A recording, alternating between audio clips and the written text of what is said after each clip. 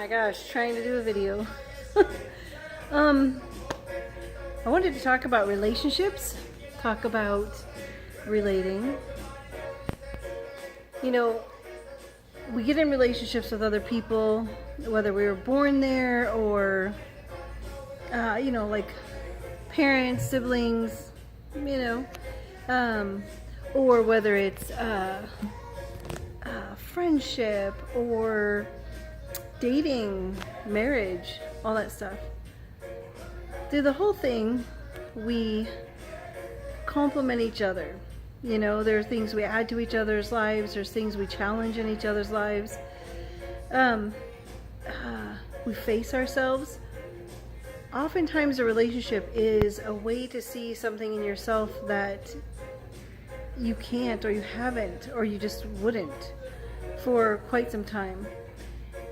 And sometimes that really fucking sucks, Sometimes it hurts, sometimes it's embarrassing, sometimes it's just painful, and sometimes it's so goddamn delightful and delicious and wonderful. Oh my gosh, yeah. Being by ourselves, isolating for rejuvenation, for increasing our inner peace, our self-care. Yeah, all that stuff is very important. There are things that we get when we're by ourselves that we absolutely cannot get with somebody else, with anybody else. And sometimes the more we're around people, the further we are from getting those things that can make a difference. And sometimes the more we isolate and we don't allow ourselves to relate, to practice relationships, to experience them, the further we are from gaining those, gaining that knowledge and expanding in that way that relationship can help you expand. There's benefit in both. So allow yourself both. And know that when you are relating to another person, you're relating from where you are and they're relating from where they are. And you're both just gonna fuck up so bad. You're gonna fall flat on your face, and it's up to you to recover. It's not up to them for you to recover. It's up to you. Oh my gosh, we get to help each other out. We do get to help each other out. We get to teach each other and guide each other, and but we also get to let each other fall and let each other recover. Yeah, all of that. So sometimes we fall so hard and it feels like there's no chance of recovery, no chance of standing up. We can't control another person. If another person wants us or doesn't want us, they got to take care of themselves. What did you gain out of it? What do you want out of it? What have you learned? If you falling and failing are words I'm using to describe kind of a blanket terminology for verbal stumbling or social awkwardness, social crap that happens. We've all done it. We've all been out in public or been in a relationship one-on-one or in a small group and done something that is just embarrassing or uncomfortable or insanely revealing that we weren't expecting to reveal in ourselves, and then suddenly feel vulnerable and exposed. Things that you just can't take back. And honestly, it's okay. The people who you perceive as judging you, whether they do or don't, they too have done the same things. And if they haven't, it's because they're probably not trying. If you don't get on a track and start running, chances are you're not going to struggle with it. Chances are you're not going to be slow and then pick up speed. Chances are you're not going to improve. Chances are you're not going to fall on your face and have to get up and dust yourself off. If you just sit on the sidelines, you're not going to learn how to run track. You're not going to learn how to play baseball that way, or whatever analogy you want to think of. Art, if you never paint, you're not going to get good at it. The analogies could go on and on. But oh my gosh, it is so worth it though. As you fumble across life and you really put yourself out there, you'll start to discover not only that you have opportunity and the ability to expand and improve who you are and how you are, you have the opportunity to experience things you would never experience sitting on the sidelines, isolating and just being there, like, yeah, I'm hanging out, watching TV, watching the whole world live itself, and you're just watching it go by. Yeah, and the feelings, oh my God, the feelings that come with it. Okay, so, yeah, like, fear, guilt, shame, love, desire, passion, intrigue, craving, whatever. I know some of those words are the same for, different words for the same thing, but you get what I'm talking about. You're not going to know any of this if you don't put yourself out there. Oh my gosh. I had other stuff. Oh, self-love. Okay, so here's what I was thinking about with relationships. If you imagine you're building a house, you're building this incredible house. There are all the parts to be built: foundation, the frame, the walls, the electrical, the plumbing, all of that stuff. When we're relating to others, most often we are the foundation, we are the frame, we are sometimes the walls, the roof, and then our relationships are oftentimes like the cosmetic and the maintenance. So the paint on the house, if you don't have paint, it'll start to rot. So the relationship can add that paint, add that color, add that texture, but also add a little bit of added something to it that enhances its value. So as we relate to other people, they are not responsible for our structure, for our foundation. They're not responsible for the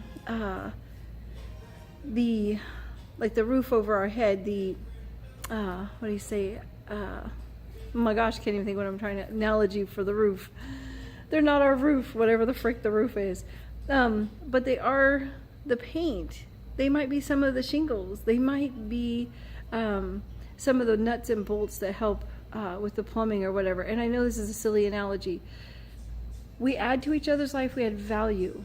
We add some texture and color and delight, and sometimes we add some trash to each other's lives, let's be honest.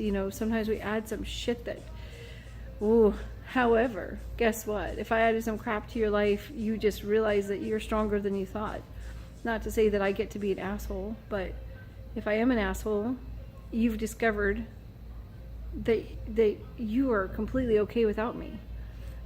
If I'm an ass, you discovered that you have the endurance and the strength and the ability to live without me, or to call me on my shit, or to stand up for yourself, or to love me from a distance and stay the frick away. Like, these are the things oh my gosh, it's countless how we add to each other's lives, and we are ultimately responsible for ourselves. We are responsible for standing strong in how we feel. You can long for somebody, you can just want to be with them every single minute, and currently I know that feeling, like, whew, I know that feeling. And yet, stay grounded. When you're falling in love and doing all that stuff, stay grounded. Find your feet, know your foundation, know your structure, feel confident in that. If your relationship is gonna work, it's gonna work. And you're gonna put out the effort, and you're gonna feel that shakiness, you're gonna feel the questioning if you can trust that person, you're gonna feel the questioning if the person wants you, or if you want them. I mean, maybe you'll feel those things. Right now, as I'm dating, I'm not questioning any of that. I question if we can get past our, what is it called? What's the word? Idiosyncrasies. We have a little bit cultural differences, and that can be sometimes kind of a shock to the system, trying to understand how to communicate and understand the meaning behind the words, because words aren't just words. Words have meaning behind them, and actions have meaning, and then we have the interpretation of those actions, and that comes from culture and it comes from conditioning. So getting past that as you get to know each other can be a hit or miss, it can be whatever, but it's damn worth figuring it all out. Yeah, it is damn worth it. So I'm in for the long haul. I am in for fucking up really bad and figuring out how to stop doing that. I'm in for that. And I don't just mean dating. I'm in for that too with my friends. I fuck up so much, and sometimes my friends are so brave and they call me on my stuff.